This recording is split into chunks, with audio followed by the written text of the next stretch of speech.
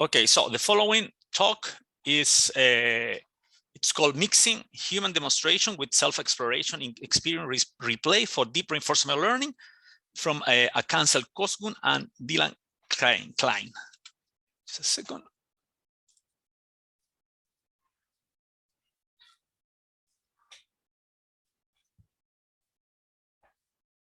One of the biggest problems in reinforcement learning is the size of the solution space for an agent to navigate through.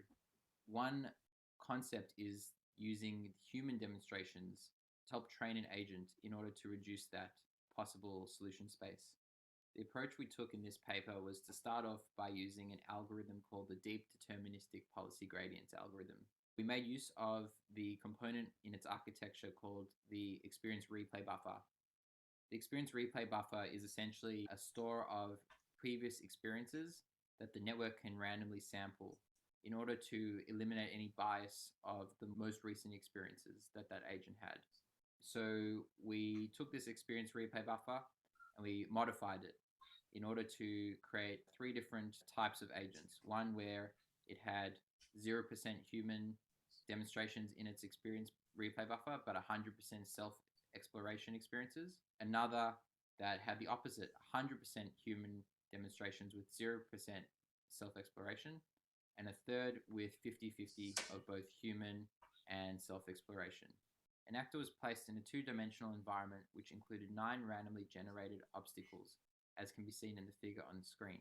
Obstacles are the black circles, the goal is the red circle, and the agent itself is the gold circle. The agent was rewarded by minimizing its Euclidean distance to the goal. State information was encoded as a 22-dimensional vector, which included the x and y components of the actor's velocity, the actor's relative position to its goal, and the actor's relative position to each of the 9 obstacles.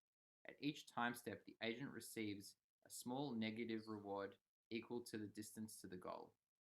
In order to evaluate our experiments, we looked at 2 key metrics: the success rate as well as the solution efficiency.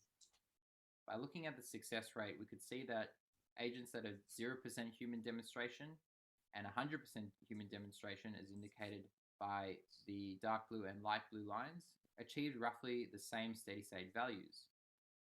The steady state value was around 60%, and we can put that down to some of the scenarios that the agents found themselves in as impossible. For example, some of the obstacles were hiding the goal altogether, and the agent could never quite reach it. As for the 100% human demonstration in light blue, we can clearly see that there is a much faster convergence to its steady state value when compared with the dark blue line. And this would suggest that by introducing human demonstrations, you can quickly narrow down the solution space. The 50% human demonstration agent, as seen in orange, is clearly a lot more volatile compared with the blue lines. And this suggests that the agent may have been confused, may have been receiving mixed signals because of its mixed experience replay buffer, and wasn't really sure what is the best action to take in the next state. In this graph, we're looking at solution efficiency. In other words, the mean number of steps that an agent had to take in order to reach its goal. We can clearly see that the dark blue line, which indicates 0% human demonstrations, is less efficient than the light blue line, which indicates 100% human demonstrations. This aligns with the previous graph that we saw, where the 100% human demonstrations line converged a lot faster to its solution. Again, we can see that the 50% human demonstrations line in orange is underperforming the other 2 curves.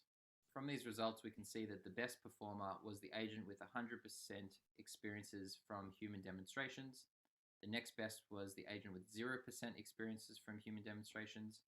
And the worst performer was the agent with 50% experiences from human demonstrations, in other words, the mixed agent. Some limitations of this experiment may include the fact that the self-explorer experiences were in the continuous space, whereas the human demonstrations experiences were from the discrete action space. And this may explain the poorer performance of the mixed agent or the 50% agent.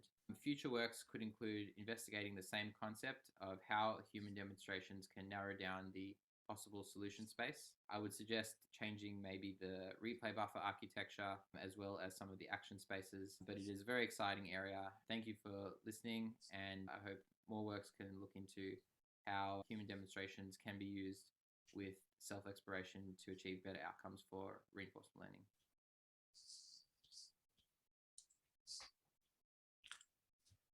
Okay, thank you very much. Cancel, are you there? Hi, Cancel is not bad. Okay, it's Dylan. Hi, Dylan. Okay, let me check quickly if there is any question in the chat for you. Not so far. Anyway, I have a question for you, Dylan.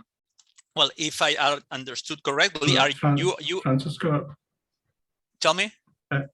Sorry, I think there is a question in the chat. Oh, sorry, I didn't see it. But yeah, maybe you can go ahead with yours first. It's fine. Okay, I go first. Okay, my question is, okay, if I understood correctly, you are populating the experience replay memory using this demonstration, no? Yeah. So you talk about the 50% demonstration in one case, but that is not previously to the autonomous learning, no? So we ran 2 training kind of. We trained the agent twice, one with human and one with self-exploration. And then in the evaluation stage, we sampled from both replay buffers, yes.